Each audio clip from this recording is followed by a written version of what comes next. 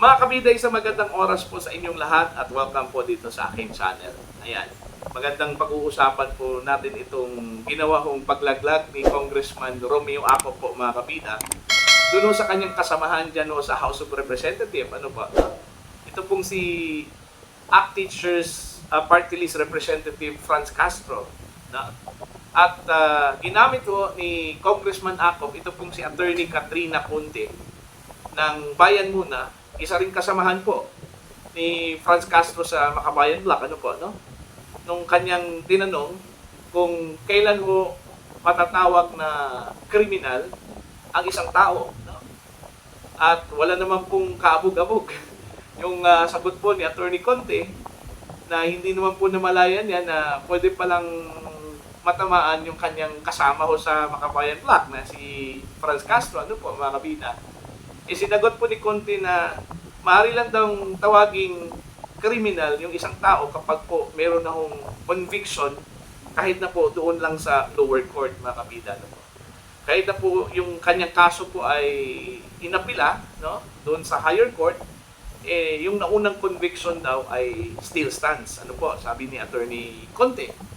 Siguro nung narinig po yun ni Franz Castro, mga kabida, baka nabilaukan po itong si Franz Castro nung narinig niya itong kanyang kasama po na si Attorney Conte, no? Sinagot po itong tanong ni Congressman Ako po, ano, mga kabida.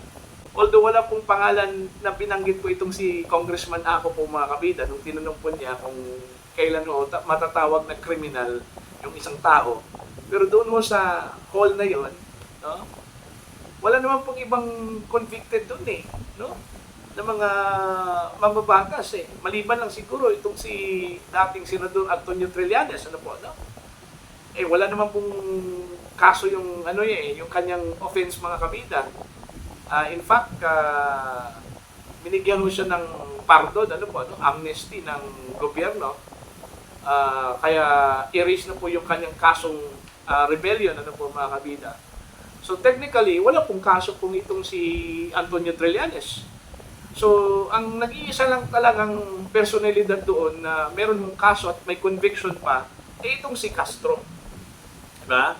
So, wala pong ibang pwedeng isipin ho ang mga tao doon na parang tinamaan doon sa question ho ni Congressman Ako, mga kabida. Ito lang talagang si Castro. No? So, parang nilaglag ho ni Congressman Ako po itong si Castro Pati na rin itong si Attorney Katrina Conte Parang nilaglag na rin nila, o parang nilaglag na niya itong si Franz Castro, mga kabida, no po, nung sinagot po niya at sinabi po niyang matatawag lang na criminal ang isang tao kapag meron ho siyang conviction. Kahit na po doon lang sa lower court po, mga kabida. So yun po, parang ironic masyado, ano po, no? Kaya nga, tinakil ko po, mga kabida, itong ganito, kasi gusto ko lang ding bigyan diin yung ginawa ho ni Franz Castro, mga kabida, yung parabang nagmamarunong, no? Nung ginawa ho yung PADCOM hearing noong Miyerkules, ano po. Pero bago yan, ipapakita ko sa inyo itong pagtatanong po ni Congressman Romeo Ako doon ho kay Attorney Katrina Conte. Narito po. May I ask Attorney Conte, when would you consider a person a criminal? Your Honor, under the rules, a criminal would have to be convicted of a crime. Even if you have been convicted sa, for example, regional trial court, nag-appeal siya hanggang sa Korte Suprema, he's already considered a criminal under the eyes of the law? Yes, Your Honor, because there is a conviction. Of course, you can contest that. Pwede nyo pong sabihin na, under appeal pa rin naman, but the conviction stands. It could be just that hindi siya nagsiserve ng sentence. Ayan, malinaw pa sa araw po yung tanong po ni Congressman Ako. At mas malinaw pa sa araw din yung sagot po ni Attorney Conte, mga kabida, ano po, no? So, yun po, no? Kaya nga, nabanggit ko po ito, kasi po, gusto ko lang din, kaya nga sabi ko kanina, nabanggit ko po ito, mga kabida, dahil gusto kong bigyang diin yung ginawa ho ni Congresswoman Franz Castro doon ho sa Quadcom, mga kabida, parang nagmamarunong no? Nagmamagaling doon ho sa kanyang mga tanong during the interpellation po sa dating Pangulong Rodrigo Roa Duterte. Diba? Para bang sinabi po niya doon na kulang na lang, sasabihin ho niya o tawagin ho niyang criminal po itong si Digong, mga kabida. Dahil ho sa sinasabi ho nilang pagpatay ho ni Digong, yung pag-utos ho ni Digong na patayin yung mga inosente, ano po, no? Hindi man lang niya tiningnan yung kanyang sarili, mga kabida, na siya po ay isang kriminal dahil ho convicted po siya sa lower court, ano po, no? By the way, yung kanyang kaso pala, mga kabida, ay yung paglamag ho ng Section 10, no? Ng Republic Act 7610, otherwise known as Child Protection Against Abuse and Discrimination Act, ano po, no? Dahil ho doon sa paglagay ho sa pingit ho ng kapahamakan itong mga minor de edad na dala ho nila that time, no? Nung sila po ay naharang po ng mga otoridad dyan ho sa Davao de Oro po, mga kabida.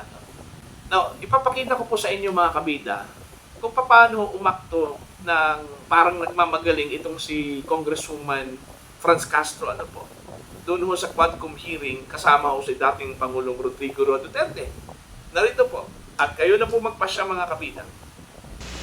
Whether as a civilian or a police, you have the right to defend. And if your life is in danger, kill the idiot in front of you. Or you will die as an idiot. At yung kriminal, malayang but have the satisfaction of doing his thing. Okay. Yun po ba, as a lawyer, yun po yung inyong alam tungkol doon sa elements ng self-defense?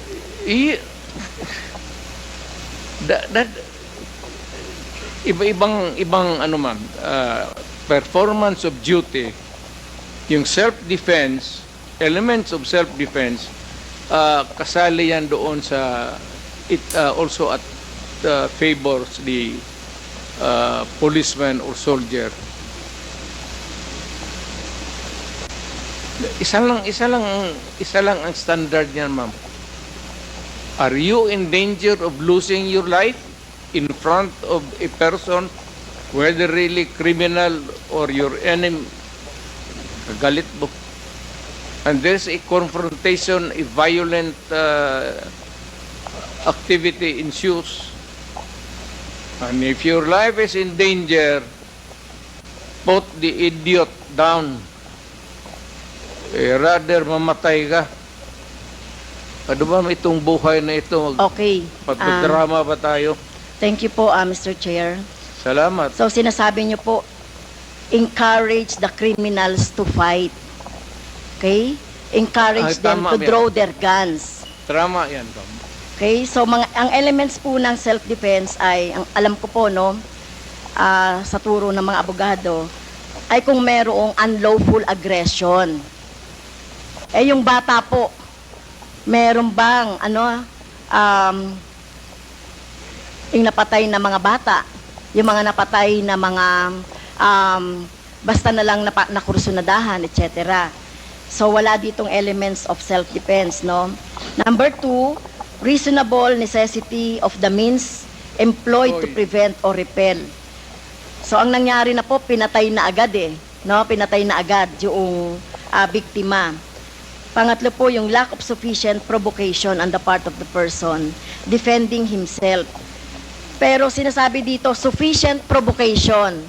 Mr. Chair, mismo nga sa presidente, dating presidente, si Mr. Duterte, sinabi mo na nga sa instructions mo doon sa inyong mga pulis, encourage the criminals to fight, palabanin. Okay? At narinig ko pa nga minsan ay kung walang baril ay bigyan ng baril. So encourage. So saan po dito yung elements of self-defense na sinasabi po ng mga pulis ninyo? Pero kayo po kapag yung time na nandiyan na yung biktima o nandiyan na yung suspect, kayo po talaga, gusto nyo patay talaga agad. I mean, I do not mean to be discourteous, Mr. Chair. I'd like to advise the lady to, pag siyang pumasok dyan sa aggression, you'd never understand that. Wag na lang. Your hypothetical, Hindi, Mr. Chair, si Mr. Duterte mismo nagsabi patayin agad. Wala bang pagkakataon na mabigyan na mabigyan ng pagkakataon yung suspect or yung gustong mahuli? Ang concept niyo talaga patayin agad ang mga kriminal o yung mga addict o yung mga pusher. Pero ang tanong ko nga, hindi nyo ginawa yan sa mga drug lords. Okay? Hindi kayo nang huli ng mga manufacturer ng drugs. Pero yung mga maliliit, ganyan ang tingin ninyo, ano? Yung mga kriminal na sinasabi ninyo. Ganyan niya tratuhin. ganon ako gagago. Excuse me, Tingin mo, point of order. ganon ako gagago? Point of order, Mr. Chair. Kanina Ganon sinabihan na ako. natin na may rule na bawal gumamit ng manaswang salita or hindi magandang salita. I'm using a word, ganon, am I that stupid? English yan. Ang Tagalog niyan is ganon ako gagago.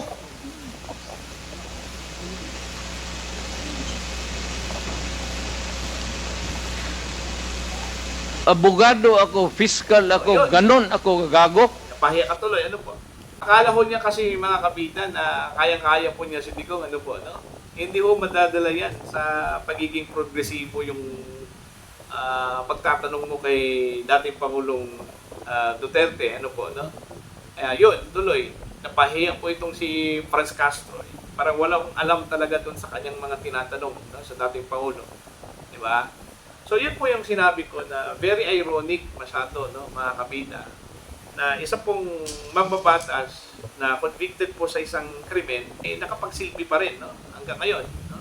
Sana po pag ganyan, gumawa sana ng batas yung Congress, mga kabida, na kapag convicted po ang isang mambabatas, hindi na dapat maninilbihan Kasi kahit pa po na sabihin nila na appealable pa, hindi pa final yung desisyon, since meron ko siyang conviction, mga kabida, dapat huminto na sana. No? Dahil ang usapin po dito ay hindi doon sa kanyang appealable pa yung kanyang kaso, kundi yung moral reputation po ng isang mambabatas. Ano po, no? At andyan ka po sa isang institusyon at sa kabila ho ng inyong paglilingkod dyan, may kaso ka, convicted ka, what's the moral ground? Kung bakit andyan ka pa rin? Ano po, mga kabida? Yung pong mga convicted na criminal po, sana hindi na po pwedeng magsilbi bilang mambabatas o kahit na anong posisyon, mga kabida, dyan ho sa ating gobyerno. Ano po, no? Yun kasi yung problema sa ating batas, mga kabida, ano po. Very lenient, no? Maluwag masyado, no? Kailangan antayin pa nila yung conviction bago pa po tuluyan ng tanggalin yung isang nanunungkulan, no? Dito ho sa ating bansa. Pero habang wala pa pong final decision, pwede ka pang maglingkod, no? Pwede ka pang magpatuloy sa inyong tungkulin bilang isang public official, no? Which is hindi po maganda, mga kabida, sa tingin ho o sa paningin ho ng ating mga kababayan. Lahat pong mga naglilingkod dito po sa ating bayan, mga kabida, hindi o wala po sanang kaso, no? Walang kaso, ano po. At lalong-lalo na hindi convicted, no?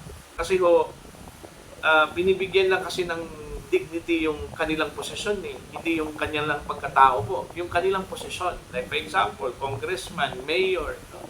Governor, senator, di ba? Yung posisyon lang sana bibigyan ho natin ng halaga tsaka paggalang. Kahit na po hindi yung pagkatao ng naglingkod, ano po, no? O nang umupo dyan sa posisyon na yan. So yun po yung dapat na gawin ho ng ating mga mababatas, mga kapida. Mag-craft po ng batas para dyan, ano po, ano? Kaso mga kapida, masyadong busy yung mga mababatas po natin dyan ho sa kanilang ginagawang series of hearings, no? Dyan ho sa war on drugs at iba pang mga issue involved po yung mga dating opisyal ho ng ating bansa, no? Lalong-lalo na yung pamilyang Duterte, mga kabida. So yan po yung so para ho sa mga gustong mag-comment, you can comment down, mga kabida. Maraming salamat po sa inyong lahat at God bless po. Audio Jungle.